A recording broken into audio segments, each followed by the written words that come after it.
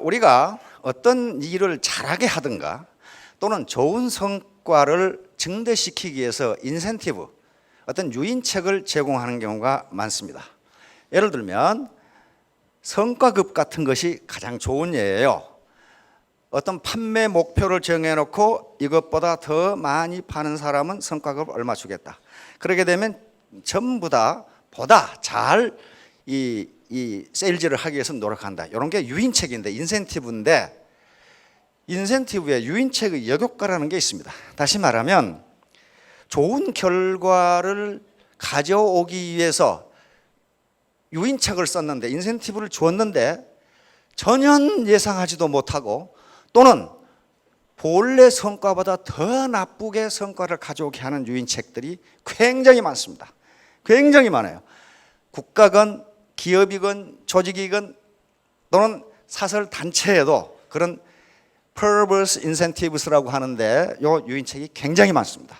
요 대표적인 예가 코브라 효과입니다. 자, 코브라 효과.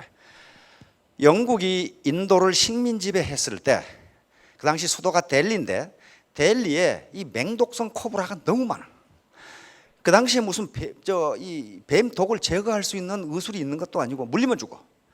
그래서 영국의 총독부의 엘리트 관료들은 이 코브라를 제거하는 방법을 구상해냅니다.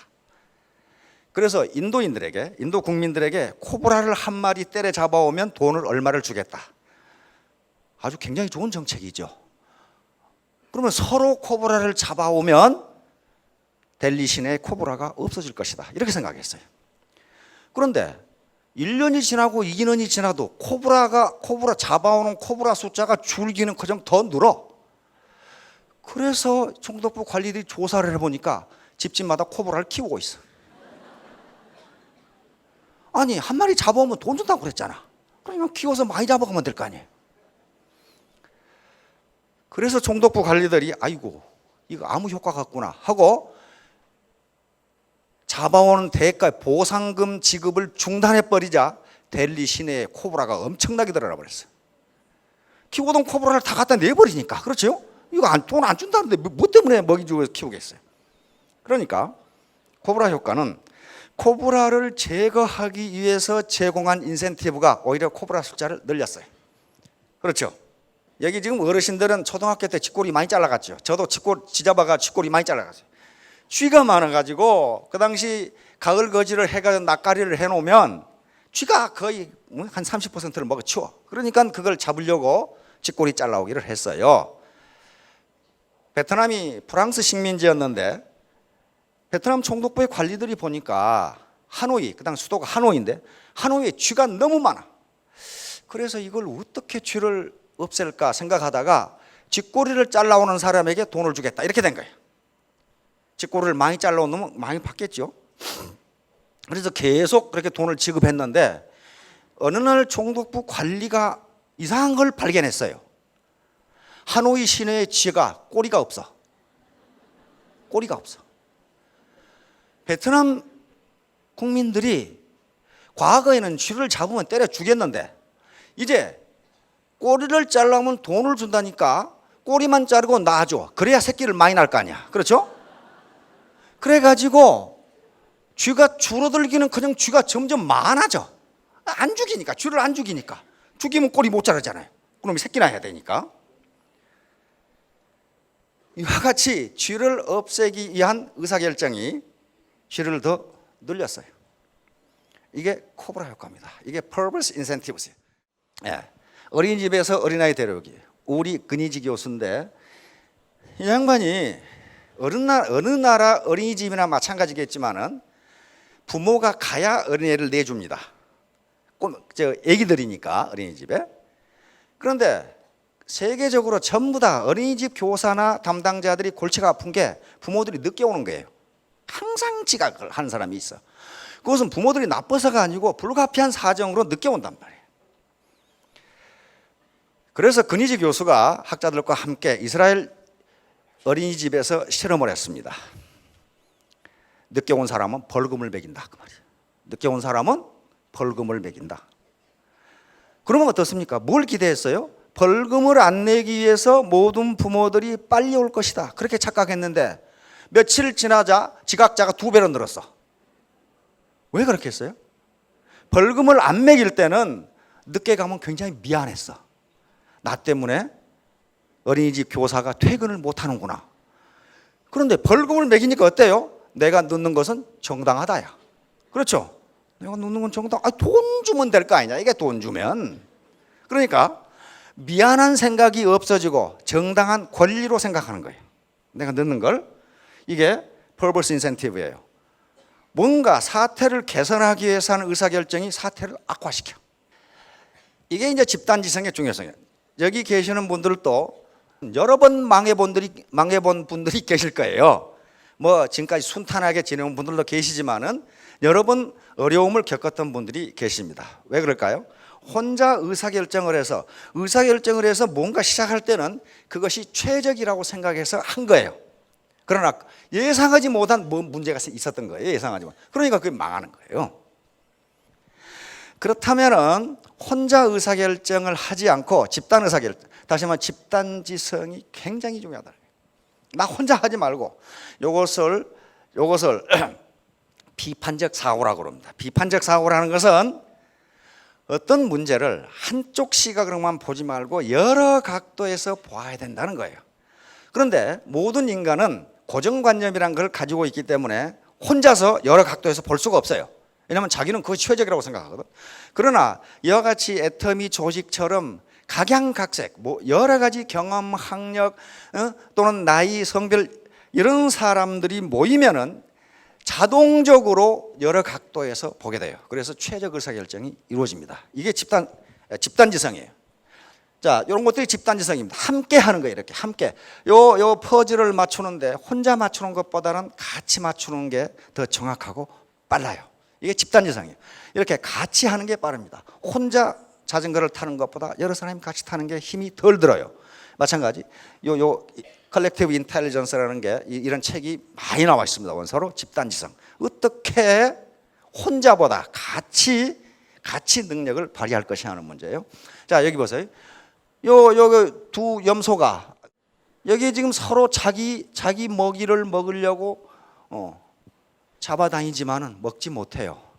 그러다가 왜 그럴까? 번쩍 아이디어가 떠올라서 이놈 먹고 다 먹고 같이 먹으면 되잖아요. 이게 집단지성이에요. 나만 먹겠다고 하면은 둘 다 못 먹어요. 둘 다 못 먹는다. 자, 이제 누가 부자가 되는가? 본격적으로 한번. 누가 부자가 된다고 했는지 실제로 어려운 상황에서 어려움을 딛고 부자가 된 사람들 말을 들어보면 거기에 부자가 되는 방법이 있어요. 자, 우리 헨리 포드 자동차 왕이죠. 이 양반 때문에 사실은 우리가 자동차 타고 다녀요. 헨리 포드가 T형 자동차를 만들기 전에는요, 자동차는 귀족들이 자기 이 기호품처럼 가지고 있던 게 자동차입니다. 너무 비싸서 보통 사람은 탈 수가 없어요. 그런데 헨리 포드는 어떻게 생각했냐면, 아니, 자동차를 꼭 귀족만 타라는 법이 어디 있느냐? 일반 서민도 타야 될 거 아니냐? 그러면 일반 서민이 타려면 어떻게 해야 되겠습니까? 우선 자동차 가격이 싸야 되고, 그 다음에 노동자 임금이 올라가야 돼요. 그렇죠? 노동자 임금이 올라가려면 노동자의 생산성을 올려야 됩니다. 그 당시 신문에서는 포드 보고 미친놈이라 그랬어요. 노동자에게 저렇게 많은 임금을 주고 어떻게 이윤이 납니다. 그런데 포드는 그렇게 생각하지 않았어요. 임금을 많이 주는 대신 생산성을 그렇게 끌어올리면 상대 임금은 높지 않다, 그렇게 생각한 거예요. 그래서 그 노동자들이 소득이 많아지면 자동차를 사게 될 테니 그러면 자동차가 많이 팔리면 또 이익이 아니냐, 이렇게 생각한 거란 말이에요. 그래서 컨베이어 시스템이라고 하는 지금 우리 자동차 시스템, 그 생산 시스템을 만든 사람이 포드예요. 이 사람 뭐라고 그랬습니까? 한번 봅시다. 대부분의 사람들이 사소하다고 무시하는 것들에 관심을 갖는 소수가 부자가 된다. 그래서 자, 사소한 곳에 돈이 있다는 거예요. 중요하고 멋진 곳에 돈이 있습니다. 있는데 그건 보통 사람들 몫이 아니에요. 똑똑하고 잘난 분들이 다 그 자리를 차지하고 있어서 그쪽에 가서 기웃거렸다가는 쪽박차기 딱 맞아요. 신림동 고시촌에 가면요, 사법고시 본다고 한 10만 명이 우글거리고 있어요. 말이 고시 준비생이지 실제로는 백수입니다. 그렇죠? 쥐가 백수지 뭐예요 그게. 근데 제가 보기에는 거기 안 있을 놈이 그거 있어요. 그 실력 가지고는 고시 합격 못해요. 그런데 10년째 고시 공부를 하고 있는 놈이 있어. 그거 뭐예요? 똑똑하고 머리 좋은 사람들이 차지해야 할 자리를 지가 차지하려고 하기 때문에 그렇단 말이에요. 그런 자리가 없는 게 아니에요. 멋지고 폼 잡으면서 돈을 벌 수 있는 자리가 있는데 그건 보통 사람들의 자리가 아니라는 거예요. 그럼 보통 사람들이 돈을 얻을 수 있는 것은 사소하다고 무시하는 것들에 돈이 있어요. 돈이 있다고. 이건 제가 한 소리가 아니고 헨리 포드 자동차 왕이 한 소리예요 지금. 자동차 왕이. 그래서 이제 담대 심소란 말은 담력은 크고 멀리 크게 보면서 심소는 세밀하게 본다는 거예요. 자세하게 본다. 자세하게 본다. 일반적으로 장군이 갖춰야 할 덕목을 담대 심소라고 합니다. 장군은 담력이 크고 전장 전체를 볼 수 있는 눈이 있어야 되고 부하 하나하나에 대해서 세밀하게 살필 수 있는 그런 능력, 무기체계 하나하나에 대해서 세밀하게 살필 수 있는 그런 마음가짐을 가져야 장군이 된다고 돼 있습니다. 담만 크고 세밀하지 못하면 어떤 현상이 빚어지냐면요, 일은 크게 잘 벌리는데 뒷감당을 못해. 근데 그런 사람 많이 봤어요. 일 벌리는 데는 기가 막혀. 근데 항상 보면 손해야. 입에서는 맨날 억억 그래. 억억 그러는데 주머니에는 동전 한 푼도 없어. 근데 그 사람이 능력이 없냐면 있어요. 있는데 일을 벌리는 능력이 있는데 수습할 능력이 없어요. 따라서 경영자든 리더든 장군이든 애터미 사업자들은 담대 심소해야 크게 성공할 수 있습니다. 이 시대의 흐름과 경제의 흐름을 크게 넓게 볼 수 있어야 되고, 그 다음에 우리 스폰서, 우리 파트너들 세밀하게 유통의 흐름을 세밀하게 볼 수 있어야 됩니다. 만약에 세심하기만 하면은 큰 실수는 안 해요. 그런데 크게 성공하지도 못해요. 마음이 너무 작으면. 그리고 사소한 문제에 대해서 자기가 상처를 받아. 파트너 중에는 별의별 인간이 다 있거든요. 그걸 어떡하겠어? 자기가 컨트롤할 수 있는 변수가 아니에요. 그런데 그 파트너가 한 조그마한 문제에 대해서 스폰서가 너무 큰 상처를 받으면요, 일을 전개해 나갈 수가 없어요. 따라서 담대와 심소라는 덕목이 두 개 다 갖추어져야 돼요. 일반적으로 훌륭한 경영자들은 두 개를 다 갖추고 있어요. 애터미 리더는 마찬가지입니다. 우선적으로는 셀프 리더예요. 왜 셀프 리더예요? 자기가 자기를 리드해야 돼. 애터미는 진입과 퇴출 자유가 있습니다. 아무런 비용 부담 없이 법률적인 하자가 없으면 누구든지 회원이 될 수 있고 사업자가 될 수 있어요. 그리고 하다가 하기 싫으면 지 마음대로 나가도 그만이에요. 그러나 일반적으로 모든 조직은 그렇게 되지 않습니다.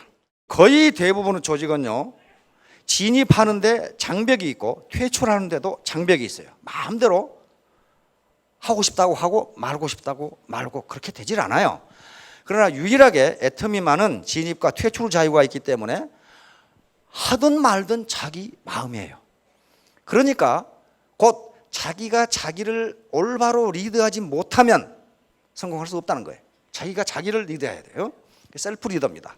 그래서 바로 그 리더가 가져야 할 덕목이 담대 그리고 심소.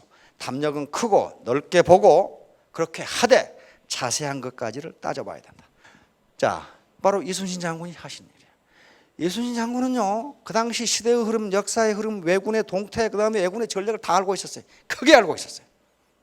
그러나 부하 하나하나를 굉장히 세밀하게 챙겼고, 만약에 자기 밑에 수하 장수 중에 또는 자기 부하 중에 전투를 하다 전사를 하면은 그 가족들이 있잖아요. 부인하고 자녀들이 있잖아요. 그 부인과 자녀들 평생 책임을 졌어요. 그렇게 세밀하게 했어. 그래야 싸우지. 그래야 싸우죠. 이게 가장이 죽어버리면 어떡하겠어요 지금. 집에 남은 부모와 이 자녀들은. 그렇게 세밀하게 부하를 관리하고 전략을 짜고 전술을 챙기고 그렇게 했어요. 그러니까 바로 장수로서는 최고의 장수입니다. 자, 이제 대관소찰, 이것은 크고 넓게 보되 역시 세밀한 것까지를 살펴라, 이런 얘기입니다. 그러니까 우선 시대의 흐름에 대해서 대관을 할 수 있어야 됩니다. 이렇게 망원경으로 멀리 넓게 보는 시각, 그리고 현미경으로 아주 자세하게 보는 시각을 동시에 가져야 된다. 빌 게이츠 모르신 분은 없을 거예요. 마이크로소프트 회장이죠. 가난하게 태어난 것은 당신의 잘못이 아니지만 가난하게 죽는 것은 당신의 잘못이다. 그러니까 빌빌거리면 안 된다고 빌 게이츠가 지금 얘기를 한 거예요. 지금 빌 게이츠는 자수성가한 사람이에요. 자기 아버지가 무슨 마이크로소프트 무슨 그런 거 한 거 아니에요. 그렇죠? 혼자 한 거예요. 혼자. 가난하게 태어난 것은 자기가 선택할 수 있는 문제가 아니에요. 그거 자기 잘못 아닙니다. 그러나 가난하게 늙거나 살거나 죽는 것은 자기 잘못이다. 이걸 또 스티브 잡스, 애플이죠. 가난하게 태어난 것은 자기 죄가 아니지만 가난하게 늙는 것은 자기 죄다. 다시 말하면 가난한 것이 자기 죄다. 그건 부모의 죄도 아니고 사회의 죄도 아니고 누구 탓도 아니고 네 탓이다. 자, 남들이 꺼리는 곳에 돈이 있다. 어떤 자수성가한 부자가 또 이 말을 해놨더라고. 봅시다. 왕년에 공부 좀 했다고 편한 일자리만 찾아다녀서는 안 된다. 그럼 평생 월급쟁이 신세를 면하지 못한다. 돈은 남들이 꺼리는 일을 하는 데 따르는 보상이다. 젊은 사람들이 그저 편하고 안전한 일만 하려는 걸 보면 한심해 죽겠다. 이 사람 초등학교 나온 사람이에요. 그런데 어디에 돈이 있다고요? 남들이 꺼리는 곳에 돈이 있다. 아까 포드는 사소하다고 무시하는 것들에 관심을 갖는 소수가 부자가 된다. 자, 그래서 XX구 뉴타운에 있는 슈퍼마켓에 제 친구가 XX구에 뉴타운에 삽니다. 뉴타운이 굉장히 좋더라고요. 굉장히 깨끗해. 한꺼번에 지었기 때문에 집이 낡고 헝것이 그런 게 없어요. 다 똑같아. 그리고 가게도 슈퍼마켓도 전부 똑같아요. 사이즈도 똑같고 규모도 똑같아요. 그런데 이렇게 길 양쪽에 마주보고 있는 슈퍼가 있는데 한쪽은 사람이 넘치는데 한쪽은 팔이 날려. 그래서 이 친구가 그 현상을 이상하게 생각을 했대. 아침마다 부인하고 아침 일찍 일어나서 이렇게 산책을 하는데 은퇴를 했으니까 굉장히 고관대자까지 했던 친구입니다. 이상하다. 저 집은 장사가 잘 되는데 왜 안 되는가. 그래서 양쪽 가게를 다 가봤더니 취급하는 품목이 똑같아. 슈퍼마켓이니까 다 같을 거 아니에요. 다 똑같아. 근데 왜 이 집은 안 되고 이 집은 되는가. 그래서 그놈은 참 할 일 되게 없는 놈이죠. 은퇴했으니까 할 일이 없으니까 그 생각을 하는 거예요. 왜 저 집은 잘 되는데 이 집은 안 될까. 그걸 연구하기 시작한 거예요. 그래가지고 저한테 물어요. 내가 발견한 게 이 세 가지인데 이 세 가지가 영업하고 관계가 있느냐. 그렇게 묻더라고요. 뭔가 그랬더니 이 집은 7시 반에 문을 여는데 저 집은 8시 반에 열더라는 거예요. 그 다음에 이 집은 가면은 주인이 반갑게 인사하면서 맞이하면서 알지도 못하는데 뭐 요즘 건강 어떠십니까? 그걸 헛소리도 했었고 뭐 날씨가 덥지요? 뭐 물어보지도 않았는데 그렇게 이야기하는데 이 집은 가니까 완전히 쥐똥 씹은 얼굴을 하고 있어가지고 그 모양이더라 이거야. 그 다음에 이 집은 문 닫는 시간이 10시인데 이 집은 문 닫는 시간이 11시다 이거예요. 다시 말하면 11시부터 12시 사이에 늦게 공부하던 학생들이 그때 뭐 출출해서 사 먹으러 오는데 이 집은 문 닫았다 그 말이에요. 그런데 인간은 관성이라는 게 있습니다. 한 번 가면 그 집에 계속 가요. 그래서 이게 영업하고 관계가 있느냐? 그런데 관계가 있어요. 그렇죠. 새벽에 일찍 문을 연다는 것은 새벽같이 출근하는 사람들이 우유와 빵을 사러 온다고. 그렇죠. 근데 또 한 가지 특이한 점은 이쪽 영업이 안 되는 주인 녀석은 사람이 없으면 혼자 요 차일 밑에 앉아서 소주 퍼먹고 앉아 있다 이 말이에요. 술 퍼먹고 앉아 퍼먹고 누가 거기를 가겠어요. 그러니까 그 주인은 저 집은 안 되는데 이 집은 나는 잘 되는데 나는 왜 안 될 거? 네, 복이 이것밖에 없는가 하면 복이 아니에요. 분명히 근거가 있잖아요. 그래서 전번에 또 가봤더니 잘 되는 집은 증축하고 있더라고. 저쪽 안 되는 집은 차일 밑에 혼자 앉아 있어. 요 파라솔 밑에. 그만큼 부자는 과학적 근거가 있는 것이지 누구는 재수가 좋고 누구는 재수가 없고 그런 게 아닙니다. 부자의 개념, 누가 부자인가? 우리 국민 모두는 나는 부자가 되어야겠다고 하는 어떤 무의식적 그런 관념을 가지고 있습니다. 그러면 누가 부자인가 하는 건데 부자의 정의는 여러 가지가 있는데요. 경제적으로 자유로운 사람이에요. 내가 쓰고 싶을 때 쓰고, 돈의 절대적 액수가 아니고 내가 쓰고 싶을 때 돈의 제약을 받지 않을 수 있는 사람, 경제적으로 자유로운 사람이 부자입니다. 근데 통상 그렇게 하면 또 애매하니까 자료를 보면은 그게 점점 늘어나긴 하는데, 자기 집이 있고 현금이 10억 있는 사람, 그 정도 가지고 계십니까? 자기 집이 있고 현금 10억 있는 분? 근데 그게 또 늘어났더라고. 20억으로 또 늘었더라고. 자기 집이 있고 현금이 20억 정도 있는 사람을 부자로 생각한다. 20억 있으면 좀 쓸만하겠죠. 자기 집이 있고, 자기 집 가격 놔두고. 자, 그런데 현재 높은 소득이 곧 경제적 자유를 의미하지는 않습니다. 우리 주변에 보면요, 자수성가형 부자가 의외로 많아요. 다시 말하면 자기가 일해서 자기 아이디어로 돈을 번 사람이에요. 옛날에는 상가에 가게를 한다든가 뭔가 슈퍼마켓을 한다든가 해서 이렇게 됐어요. 자수성가형 부자. 그러면 우리가 희망을 가질 수 있는 것은 자수성가형 부자예요. 지금 백마탄 왕자를 만날 수도 없고, 지금 여자분들은 무슨 재벌 3세를 만나기가 조금 늦은 것 같고 그렇잖아요.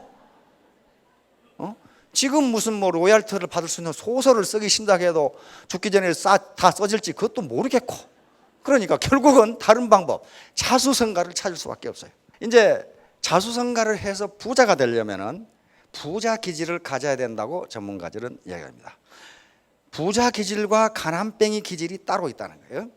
그런데 부자 기질, 사고만, 부자 A입니다. 긍정적이고 낙관적인 사고만. B는 부정적이고 비관적인 사고만. 이것은 누차 설명을 했습니다. 이게 자기 충족적 애언이고 피그말리온 효과라는 그겁니다. 즉 믿는 대로 이루어진다. 이건 이미 학문적으로 아주 여러 번 증명된 그런 사실입니다. 내가 부자가 되겠다는 강한 신념이 있으면 거기에 테크닉도 나오고 그렇게 된다, 그런 얘기입니다. 자, 새로운 대안 애터미 사업. 자, 이제 IMF와 세계 금융위기를 거치면서 부자가 될 수 있는 기회가 많이 사라졌습니다. 사라졌는데 아직도 기회가 완전히 없어진 것은 아니에요. 그 하나의 대안이 애터미 사업이에요. 다른 대안이 또 있을 수가 있습니다. 더 좋은 대안이 있으신 분은 그 대안을 가지고 부자가 되도록 노력하십시오. 그래서 애터미 사업으로 성공하기 위해서는 하나의 대안이 됩니다.